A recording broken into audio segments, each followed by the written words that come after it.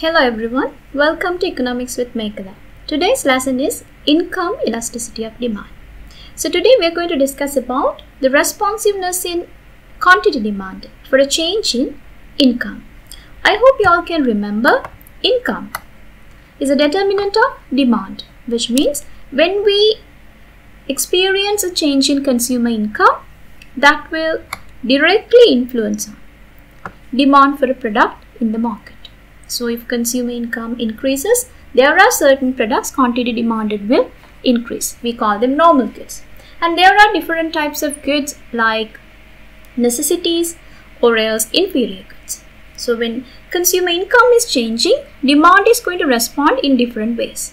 So today's lesson is about learning about how the quantity demanded will be responsive to the changes in income. So we'll be discussing about different types of goods as well and different types of income elasticity of demand.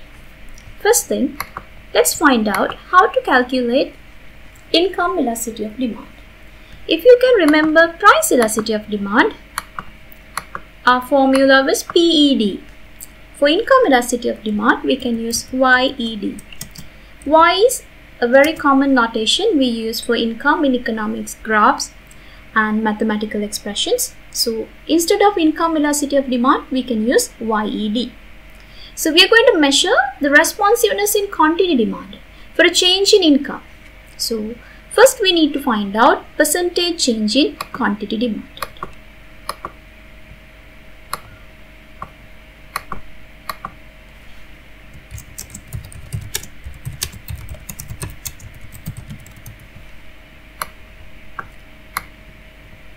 Then we need to find out percentage change in income.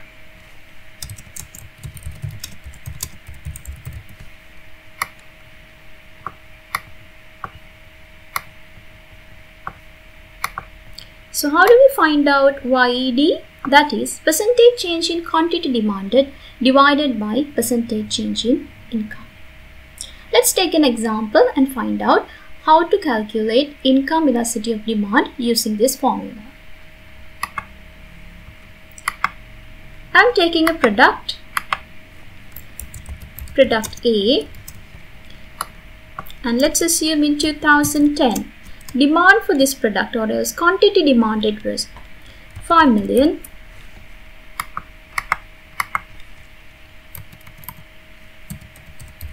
and by 2011 this moved to 6 million.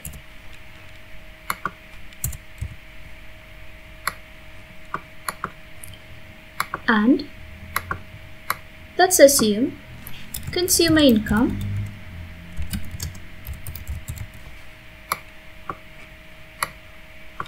in 2010 it was 40,000, and in 2011 it increased up to 42,000. So we need to find out how much is the percentage change in quantity demanded from 2010 to 2011 and how much is the percentage change in consumer income from 2010 to 2011. So let's find out percentage change in quantity. So new quantity minus old quantity. So that is the difference in quantity.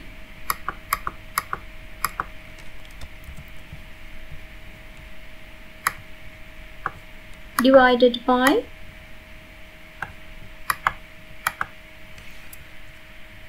old quantity, and that should be multiplied by 100.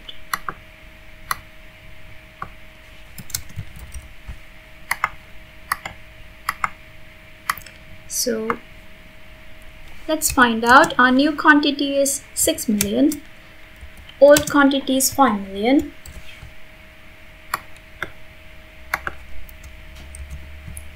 and this should be divided by old quantity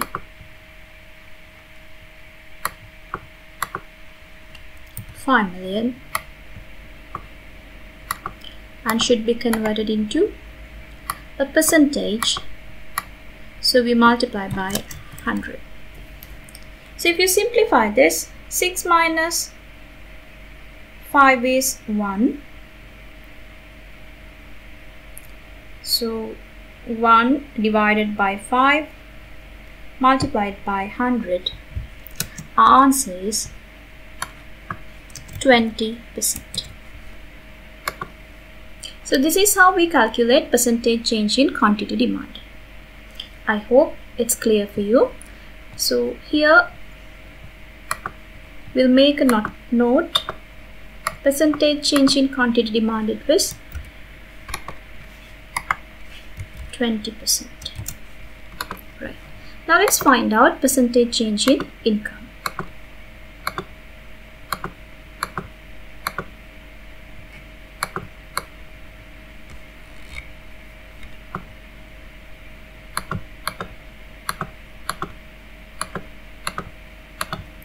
To find out percentage change in income, same steps we can take.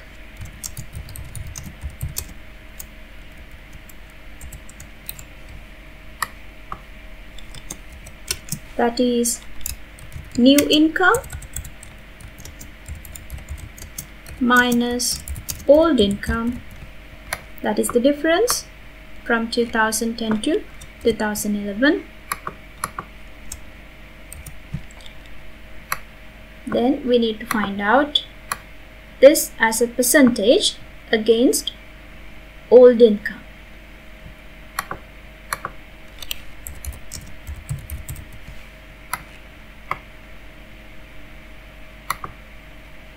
Multiplied by 100. So this is how we find out percentage change in income. So if you look at percentage change in income, new income is 42,000 minus old income is 40,000.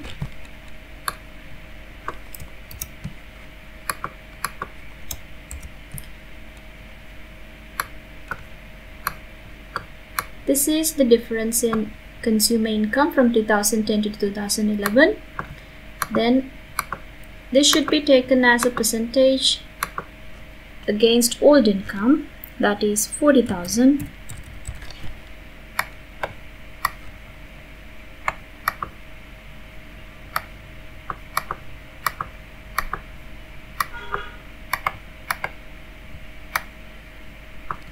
This should be multiplied by 100. So let's simplify this. The difference in consumer income from 2010 to 2011 is 2,000 divided by 40,000 multiplied by 100. So percentage change in income is 5%.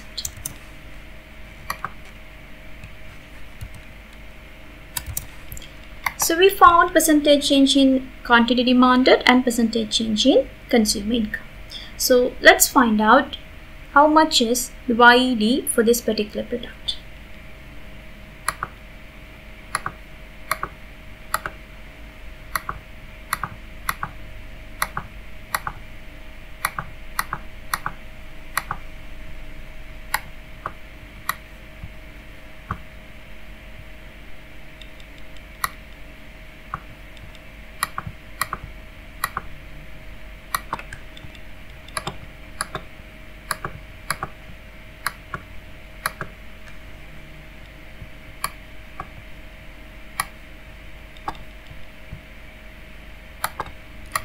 So YED is percentage change in quantity demanded, that is 20%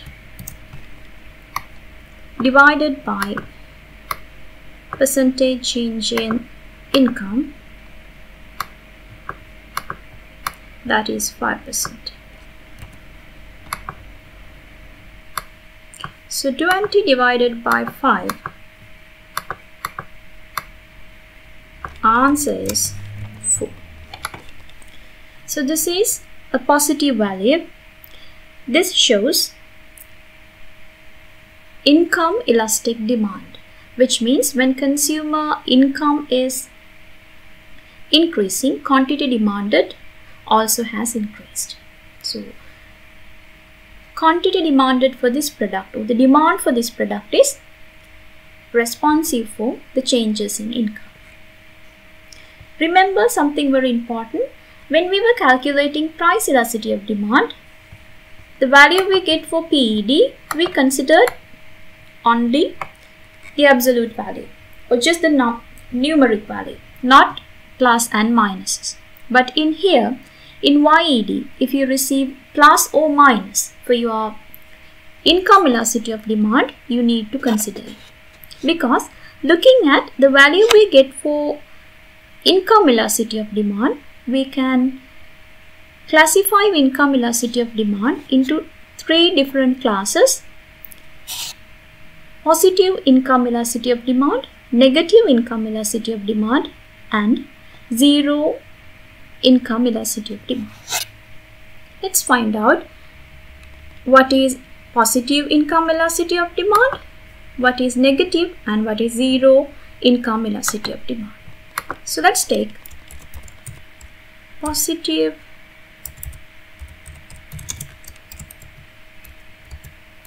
income elasticity of demand. For you to understand this term well, I'll take a graph. So if you graph quantity demanded against consumer income, we always take quantity for our x-axis and income into y-axis. When consumer income is increasing, demand for a particular product also increases. See, when consumer income is at lower level, quantity also at a low level. When consumer income increases to the second level, quantity also increases to the second level. When it moves to the third level, you can see quantity demanded also increases. So if you plot this as a graph, you get a shape like this. So when income increases, quantity demanded also increases.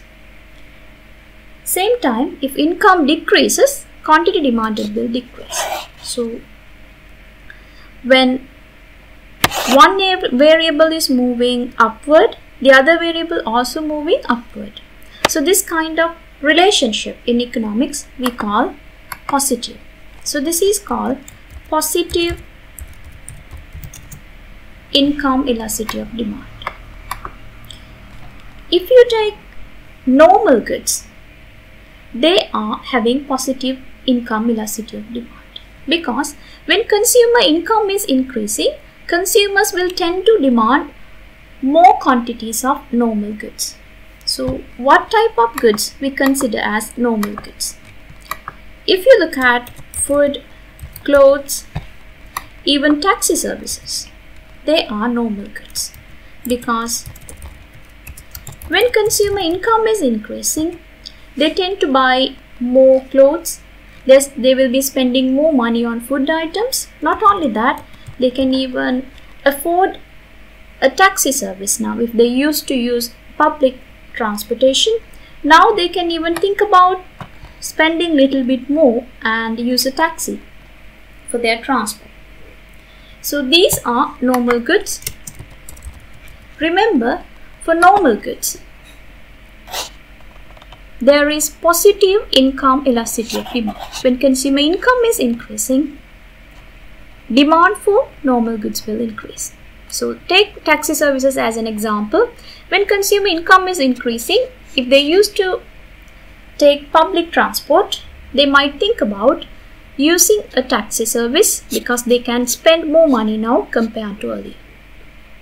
So in summary, positive income elasticity of demand is when income and quantity demanded has a positive relationship. Normal goods have a positive income elasticity of demand. Products like food, clothes, or taxi services, and even high-end restaurant meals are examples for normal goods. Next, we are going to have a look at negative income elasticity of demand.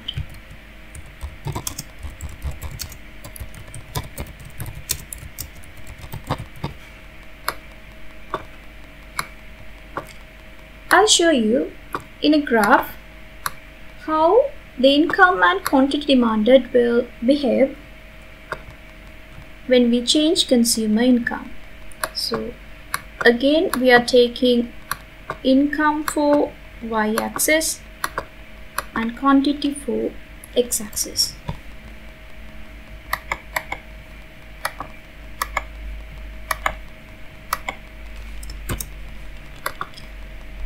So at the first level, when consumer income is at first level, quantity demanded is high. But when consumer income is increasing to the second level, quantity demanded is decreasing. When consumer income reaches the third level, you can see quantity demanded is decreasing further. So if you plot this, it will look like this. So this kind of slope we call downward slope. And if you look at the relationship, when consumer income is increasing, quantity demanded is decreasing. So if one variable is moving one direction, the other variable is going opposite direction. So this kind of relationship we call in economics negative relationship, or else even inverse relationship. So negative income elasticity of demand means when consumer income increases, quantity demanded will decrease, or else if consumer income decreases, quantity demanded will increase.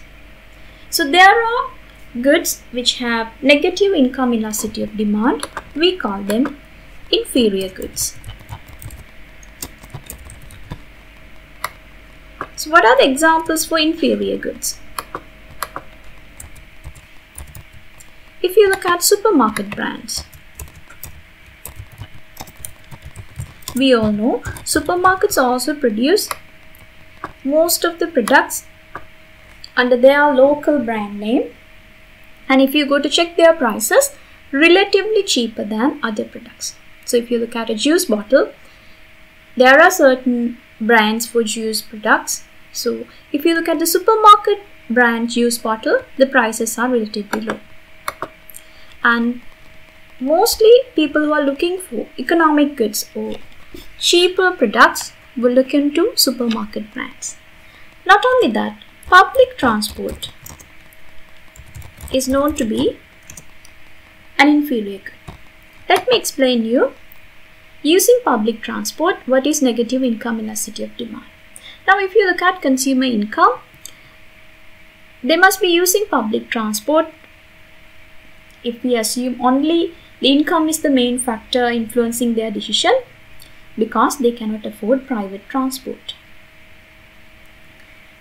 So if we assume one of the citizens got a higher pay and his pay is increased now, so as a result he can spend more money for their transportation. So at this point, this citizen can think about giving up public transport and switching to a private transport method, or else using a taxi service. So at that time, what is happening, when consumer income is rising, demand for public transport is decreasing. So remember, this kind of relationship is inverse or negative relationship. So we can say public transport is an inferior good. So in summary, negative income elasticity of demand, when consumer income increases, quantity demanded for a particular product will decrease. Example, supermarket brands or public transport. For negative income elasticity of demand, income and quantity demanded has negative relationship.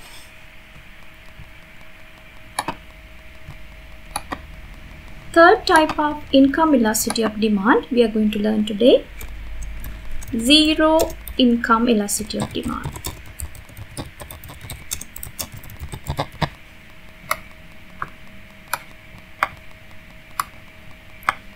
If you draw a graph to show zero income elasticity of demand,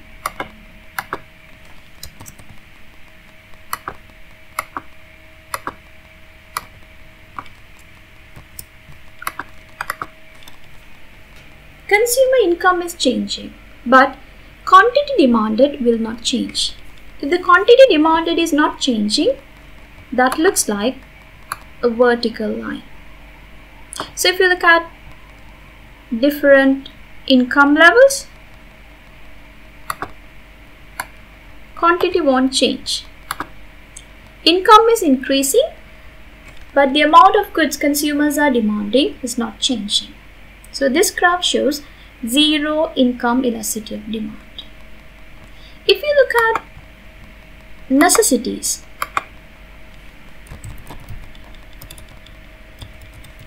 necessities mostly have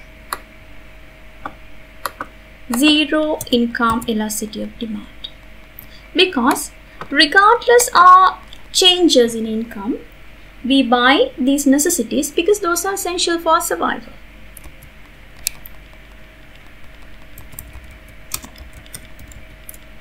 So if you take, we commonly purchase food items, they are necessities. Or else think about your school uniforms. Whether your income increases or decreases, your parents are spending money for your school uniforms because you badly need a uniform if you want to go to school. So regardless the changes in your income, you will keep on spending on uniforms because it's essential for you to attend school. So in summary, zero income elasticity of demand means when consumer income is changing, quantity demanded will not change. It will remain constant. Necessities have zero income elasticity of demand.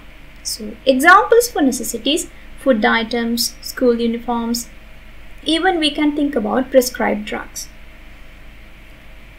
So today's lesson was about income elasticity of demand.